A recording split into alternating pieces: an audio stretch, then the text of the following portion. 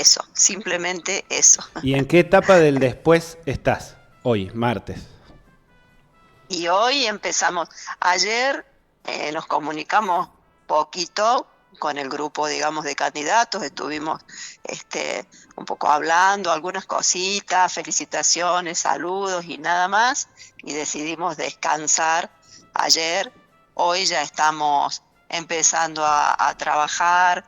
eh, Igualmente yo ayer también estuve trabajando con los grupos de allá, agradeciendo a toda la gente que trabajó, pasando los porcentajes que sacamos en las Mm. distintas localidades, informando. Así que bueno, digamos, descanso nada casi, pero nada, trabajando, pensando a futuro cómo seguimos transitando este espacio nuevo que ha nacido en Córdoba, junto a Natalia, y que bueno, gracias a Dios conseguimos su banca, más bien gracias al pueblo, al pueblo que confió en nosotros, en nuestra propuesta, que quiso un espacio nuevo, que quiso un nuevo aire, que necesita una nueva dirigencia. Entonces, gracias a esa gente, Natalia renueva su banca en el Congreso y ahora con un espacio propio y con decisiones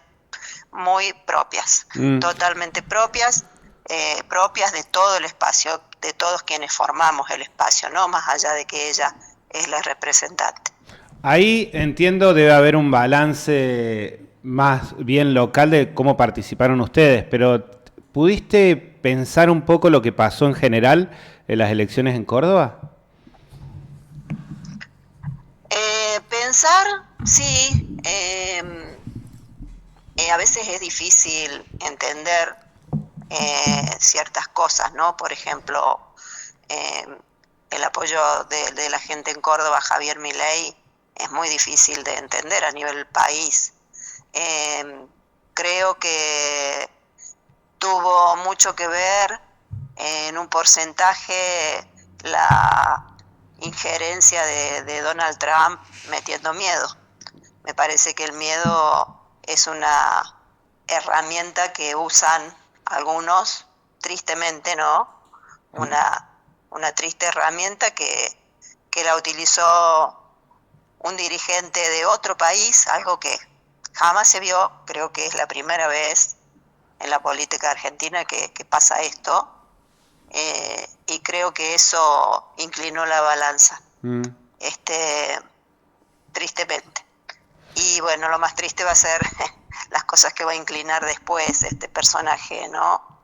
Eh, en nuestro país. Pero bueno, eh, nada, ese análisis creo que es lo que más nos impactó como espacio, es ver eso, que, que la gente todavía pueda confiar en un personaje como Milei, que ha hecho tanto daño a sectores muy, muy necesitados. La verdad que es fuerte, pero también sabemos que hay otra gran parte del pueblo que no quiere eso, y al que estamos decididos a defender y a llevar adelante esos ideales de solidaridad, de justicia social, que son los que nos caracterizan, los que nos identifican. Mm. Así que Eh, bueno, nada, eso, simplemente prepararnos para dar más lucha. Se viene una organización a nivel local, ya nos metemos a nivel local. Tres resultados que me llamaron la atención. Primero fue la derrota del cordobesismo en la ciudad de Villa Dolores y en Las Rosas. Después, los votos que sacaste en San José y el triunfo en La Paz. También, ¿no? Como las características o lo llamativo o lo que salió de la media de este domingo. ¿Nos podés contar más o menos qué opinás de cada uno de esos casos? Sí, bien, bueno, de los dos primeros casos que me nombrás, que creo que es la general, creo que hay un descontento con el gobierno provincial, general.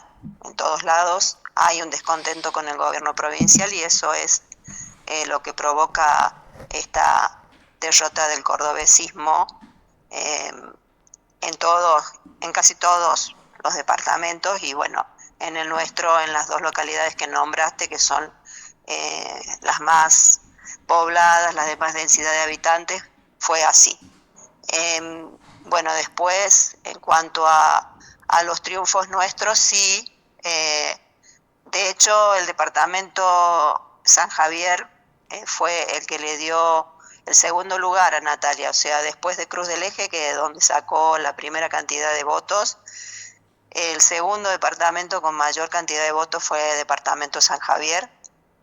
Y bueno, algunas localidades se destacan, como vos nombraste, bueno, en San José, que es mi localidad base, ahí fuimos segunda fuerza y sacamos casi 24% de los votos, que es una excelente elección, donde peleamos contra una intendencia que operó a favor del cordobesismo abiertamente, de distintas maneras, repartiendo bolsones y por ahí,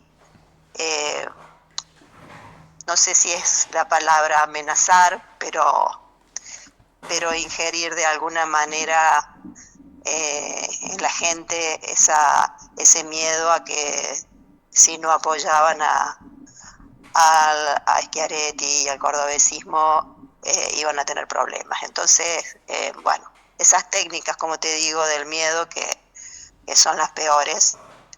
Y bueno, nosotros sin plata, porque no había, hicimos una campaña sin plata, con muy poca plata, así que no podíamos dar nada a la gente, que yo lo de los bolsones no es algo que sienta que es una buena técnica, pero sé que la gente necesita ayuda y bueno, yo digo, bueno, nada, bienvenido, todo lo que es ayuda para la gente, bienvenido. ¿Bolsones Pero de nosotros qué? simplemente caminando ¿Bolsones de a la comida? calle, sí, bolsones de ¿De mercadería, sí, mercadería? sí, sí, sí, exactamente. Mm. Que entiendo que en Villa Dolores también lo hicieron, pero bueno, en San José también. Y bueno, nada, nosotros simplemente andando a la calle, hablando con la gente nos conoce, sabe que en mi caso el trabajo en la finca es trabajo genuino, es trabajo de hace 50 años, con esfuerzo, pero que siempre está.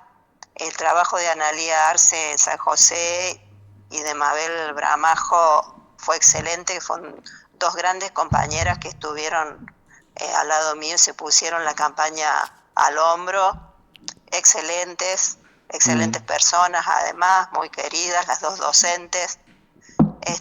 Así que bueno, eso el pueblo lo valoró y bueno, los resultados lo demostraron. Muy bien. ¿Y en La Y bueno, Paz? y en La Paz, ¿Qué pasó? fue un batacazo de la sotista total. Sí. Ahí fue 32%, fue la localidad donde salió primera Natalia, o sea, fue primera fuerza. Bueno, yo venía conversando con dirigentes locales y con los vecinos, con la gente, que me decían que, en primer lugar, La Paz es una localidad muy de la sotista, porque están muy agradecidos con el gobernador de la Sota por todo lo que ayudó a esa localidad, principalmente por el camino de la costa, el asfalto que los une con Merlo, que son obras que la gente no se olvida porque son muy importantes, les cambia mucho la vida a las personas, esas vías de comunicación. Y bueno, en este caso fue José Manuel el que se las dio, así que es un José Manuel muy querido y además me decían, veían en Natalia una persona joven, con empuje, con el mismo carisma de su padre, entonces la vieron con mucho entusiasmo y lo demostraron en las urnas. Ya de antes, las personas con las que conversaba me decían que de cada 10 pobladores de La Paz, 6 iban a votar a Natalia de la Sota, que eso era lo que la gente les decía y percibían, así que ya veían venir este triunfo. Y bueno, y así fue, gracias a Dios. En Quebracho Ladeado, por ejemplo, que tengo gente amiga también y que gente que ha ido a trabajar hace muchos años a la finca, trabajadores de ahí sacó 40% de los votos, que es de la misma zona de La Paz. Bueno, nada, Sí. muy bien se trabajó en La Paz, excelente, así que tengo que felicitarlos a todos, a todo el pueblo de La Paz, del Quebracho, de toda esa zona, y a los dirigentes que ahí estuvieron trabajando también, ¿no? ¿Sabes, Analía, que algo que hablábamos temprano con Pablo era sobre revalorizar la democracia, ¿no? Como sistema? Pues en definitiva se gana o se pierde, pero la legitimidad viene de convencer o no convencer a la mayoría. El país estaría prendido fuego si el presidente hubiera perdido, y el país está bastante calmo, por lo menos en términos financieros, porque no perdió. Y eso, si bien uno no lo entusiasma, sí pone en valor de que la democracia sí funciona, que no es que solamente hay poder económico o poder militar, sino que el pueblo tiene también poder, y que hay ahí un esfuerzo que hay que hacer para convencer a las mayorías, porque todo viene de ahí, de última, en definitiva. ¿Vos tenés un destino a nivel Sí. político de convencer mayorías en San José, en Villa Dolores, en el departamento? ¿Tenés entre tus planes está avanzar hacia otra parada? Seguro, estar en este espacio, ya haber aceptado estar en este espacio significa aceptar seguir en el camino, ¿no? Porque es lo que corresponde, si no, no lo hubiese aceptado.